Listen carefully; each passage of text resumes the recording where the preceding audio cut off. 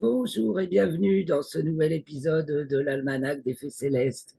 Je suis ravi de vous présenter le bulletin astronomique pour la période du 10 au 17 septembre 2022. C'est la troisième phase de la troisième lune d'été nord-hiver-sud et donc de la pleine lune au dernier quartier. La pleine lune qui advient le 10, samedi 10 septembre à 11h59, on dire à midi. Donc, on va l'observer la nuit du 9 au 10 et la nuit du 10 au 11. Ces deux nuits-là, la Lune va être toute ronde et toute pleine. Elle n'est pas tout à fait pleine la nuit du 9 au 10 et elle est passée gibbeuse décroissante dans la nuit du 10 au 11. On va regarder avec Stellarium. Je vais économiser Stellarium pour, euh, pour ne pas planter trop vite. Donc, on va en parler tout du long. La Lune, donc, elle passe des signes de bélier, non, des poissons. À la pleine Lune, elle est dans le signe des poissons, conjointe à Neptune. Et pour le dernier quartier, donc le 17, qui advient à 23h51, donc dans la nuit du 17 au 18, elle est conjointe à Mars. Enfin, elle est conjointe à Mars la veille. Et le Soleil est opposé à Neptune. Donc cette semaine va être marquée beaucoup par Neptune, ainsi, essentiellement par Neptune, Mercure qui atteint sa déclinaison minimale, sa latitude minimale, tout ça parce que sa déclinaison minimale, parce qu'elle est rétrograde, donc elle fait une petite inversion de mouvement en déclinaison. Ensuite, donc elle va remonter pendant le temps de sa déclinaison, de sa rétrogradation, pardon.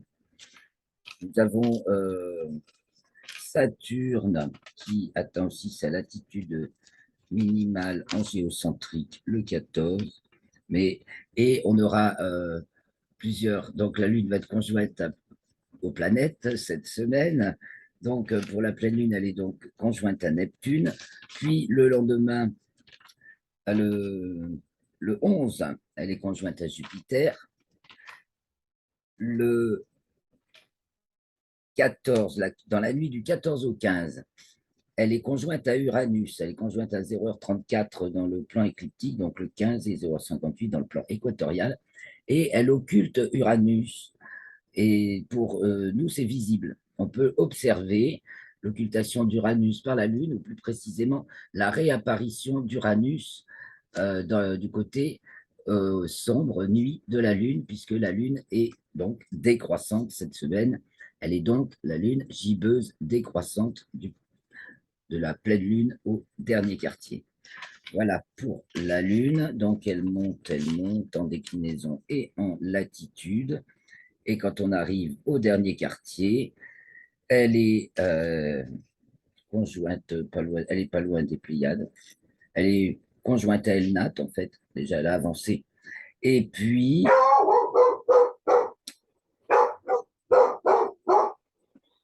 je coupe et je reprends.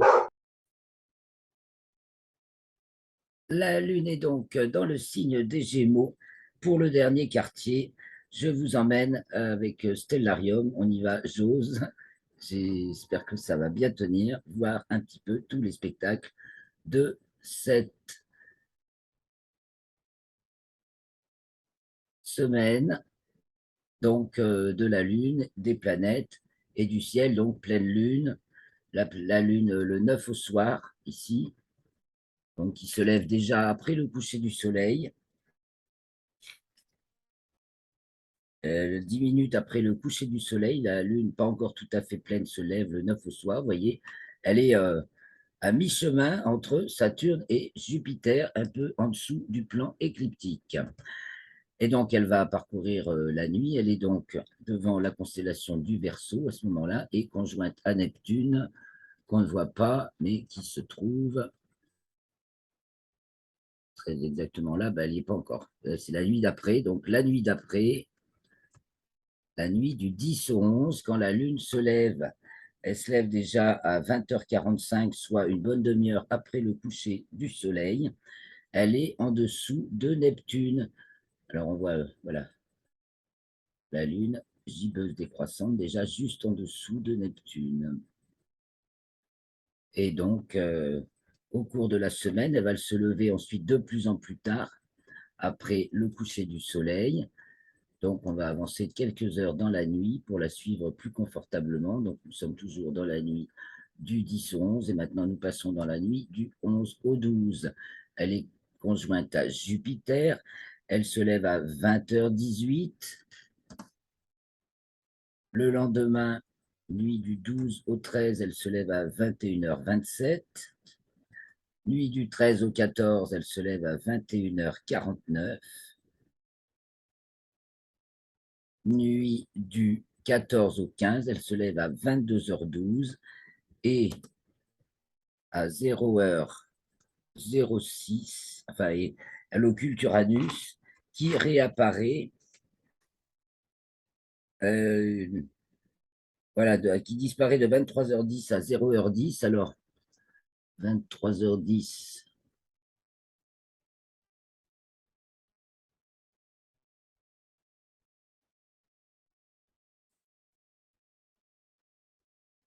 voilà, du côté d'Uranus disparaît du côté éclairé de la Lune, donc c'est pas la peine, c'est pas le moment de chercher à observer.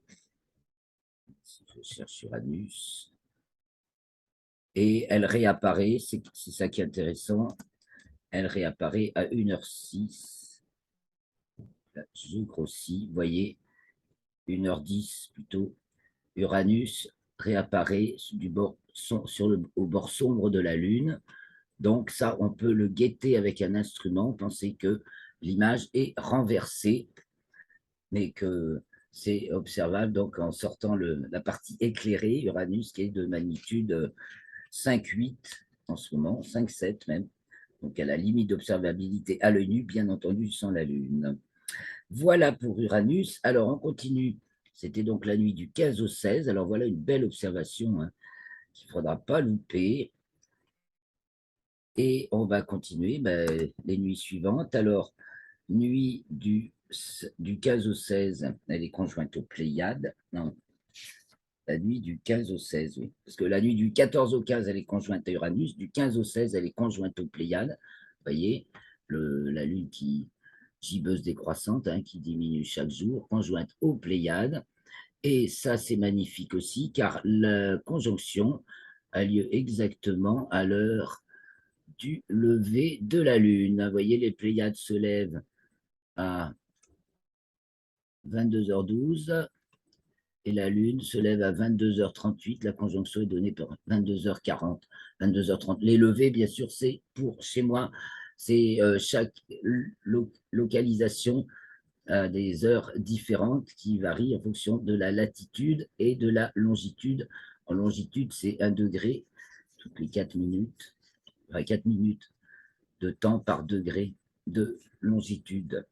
Voilà donc pour la Lune. Voilà ce qu'il y a essentiellement à observer cette semaine. Le ciel, alors que voit-on, comment est le ciel? Quelles sont les étoiles du ciel en ces nuits? Alors, non, je finis d'abord, excusez-moi, on n'a pas fini la semaine, là, qu'est-ce que je raconte? Du 16 au 17, alors reprenons quelques heures d'avance. Le 16, elle se lève à 23h12 et elle est conjointe à Mars. Elle est conjointe à Mars à 2h52 le 17. Donc là, elle est passée au-dessus du plan de l'écliptique parce qu'elle est passée à son nœud ascendant le 14 à 16h48, 15e degré du signe du taureau, l'axe des nœuds, taureau-scorpion en ce moment.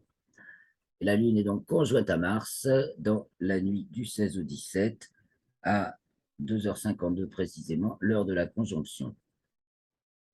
Et dans la nuit du 17 au 18, on va jusque-là, puisqu'en fait, le dernier quartier a lieu à 23h51. Eh bien, nous la retrouvons ici, conjointe à l'étoile Elnat du taureau. Je dessine, enfin, du taureau qui est là et du cocher. Elle fait la jonction entre le taureau et le cocher. C'est bêta du taureau. Voilà pour notre lune. Donc, elle va se lever de plus en plus tard au cours de la nuit. Donc, on va pouvoir se concentrer sur l'observation de Neptune en particulier, puisqu'elle est à l'opposé du Soleil, justement au moment de ce dernier quartier. Donc on cherche Neptune, elle est sous la tête des poissons, entre Jupiter et Saturne. Je trace un peu le plan de l'écliptique, donc ça aide. Et on va la repérer par rapport à l'étoile marquable de Pégase, et elle est à peu près là au-dessous. Paf! Et là, on grossit, qu'on a localisé. Donc, on va sortir Jupiter. On va retrouver la petite cascade du Verseau. On va retrouver la 4 étoiles qui forment un petit quadrilatère des poissons. Celle-ci, c'est 20 PSC, je crois. Et à partir de là, on va pouvoir trouver Neptune, qui est bien sûr rétrograde. Voilà, donc il y a le petit quadrilatère et puis une étoile, deux étoiles, paf, et puis voilà, une plus petite étoile. On va mettre les magnitudes, 7,25, et Neptune est de magnitude 7,7. Voilà, donc on la trouve assez facilement. Alors, comme elle est rétrograde, elle se rapproche de ce petit groupe d'étoiles qui sont de magnitude équivalente à elle. Donc, bon, elle n'est pas trop dure à trouver. Nous, on l'a bien vu déjà. Donc, je vous souhaite de découvrir Neptune dans le champ de votre oculaire. Sinon, peut-être en photo si vous êtes photographe. Donc voilà, nous sommes dans la nuit. Ben voilà, il est 0 heure, c'est parfait ça, hein.